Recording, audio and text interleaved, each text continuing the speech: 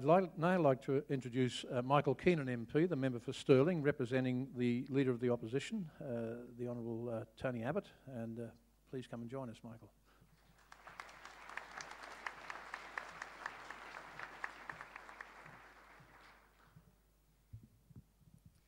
Well, to Bob and Ray, Foreign Minister Smith, federal and state parliamentary colleagues, Ambassador Rotem, Pastor Margaret Court, who was a host here this afternoon, and also to Steve Lieblich, who I know has done an incredible amount of work in getting together this function today. And what a wonderful turnout it is to see people coming out here to support Israel and to show...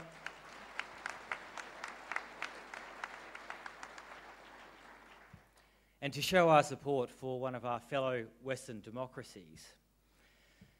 It's unusual for us to have to get together to say that we support one of our allies, but of course Israel faces threats that no other country in the international community is forced to endure. Israel faces threats from people who question its right to exist and its legitimacy as a nation. Heads of state of other countries actually say they're going to wipe Israel off the map. No country should be forced to endure that level of threat. Parts of Israel still come under rocket attack. The threat of terrorism exists literally in every part of that country. I've had the pleasure of visiting Israel in 2008. One of my colleagues on that trip was then Shadow Minister, now Leader of the Opposition, Tony Abbott. And we had a chance to visit the town of Sderot, which is on the border of the Gaza Strip. And we went through the local police station and we saw the debris of literally the hundreds of rocket attacks that the people in that town had had to endure. Every part of that town is covered by a network of bomb shelters. And when sirens go off, you have 15 seconds to try and find yourself within one of those shelters. And they could go off at any time of the day or night.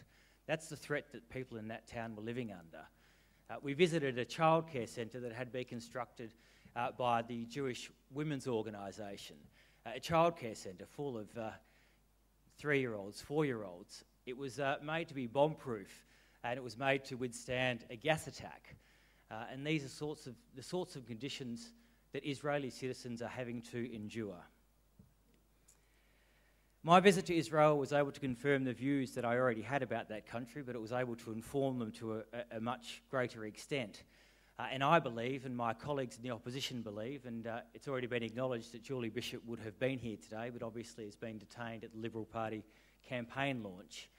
But both myself and my colleagues believe that you show you're a true friend in tough times as well as in easy times. And being a friend in difficult times is actually a measure of true friendship.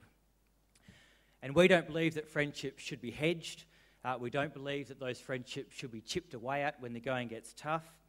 And we're also mindful that friendship should not be sacrificed to pursue other goals.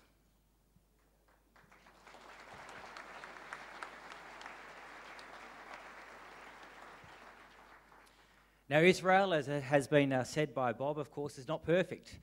No country is. It makes mistakes. It doesn't always get everything right. But I believe that within the international community and within the international media, and if Pastor Margaret doesn't mind me using a biblical reference, a lot of attention is paid to the splinter in Israel's eye when other countries get away with having logs in theirs.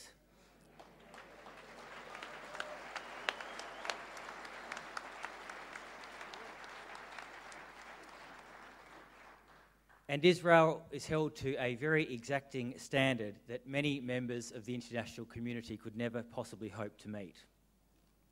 Unlike many other countries in the region, there is a robust and healthy debate within Israel about what is the right and moral thing to do.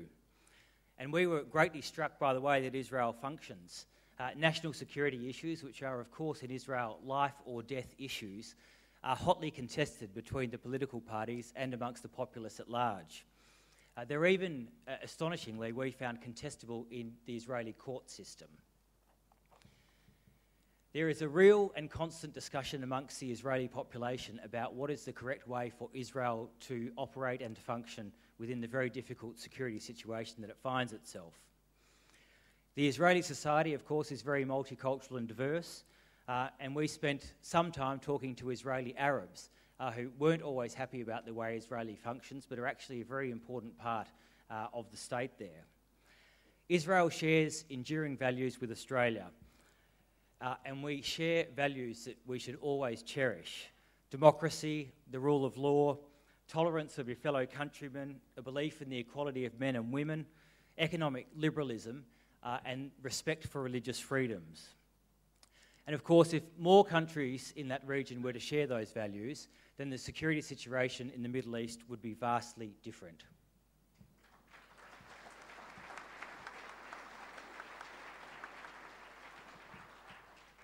My friends, it's great to be here amongst all the distinguished guests and members in my own community of Stirling, for us to say that we will stand up and be friends of Israel in the good times and in the bad, and I thank you all for making the effort for coming down here today.